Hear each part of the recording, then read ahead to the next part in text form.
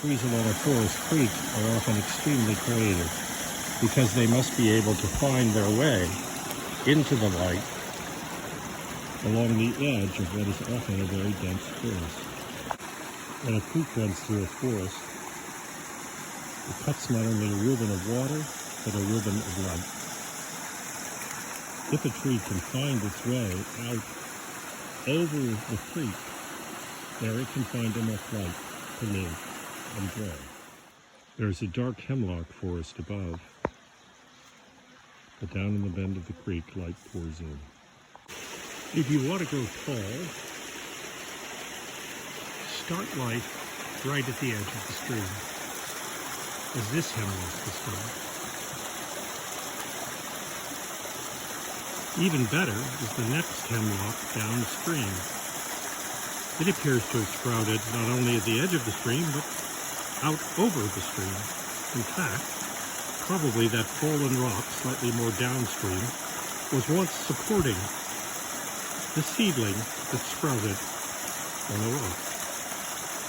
But as the seedling grew, it had to throw its roots back to where there was soil, so that when finally its dance partner, the rock, dropped away, it could still go upwards, upwards, and upwards into the light.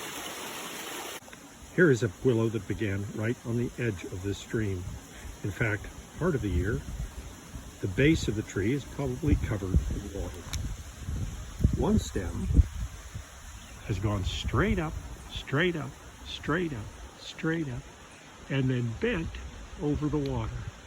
And up above, released small branches straight up for the light.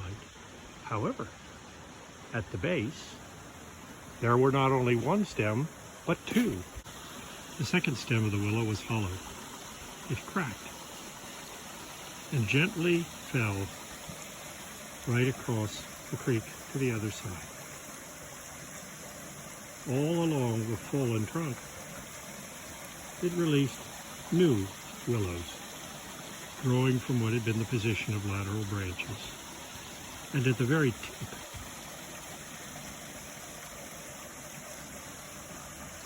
the new willows that emerged are beginning to put down their own root system into the creekside soil. So this willow has managed to dance its way downstream.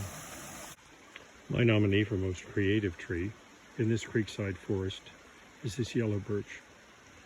Those are its roots. You can see that it too is perched right over the edge of the stream and probably began life in a little bit of leaf duff as a seedling, and then had to find the soil. So its roots extended up the hill until there it was, and the tree was able to go upwards, now more than 50 feet into the air. Let's look at this tree from beneath. Here is the yellow birch's perch, 20 feet above the stream. The roots that began to emerge on the stream side had to bend around and head up the hill in order to bring the tree water. While they did that, they made a loop, or 3 or 4 loops, to hold the tree against the rock.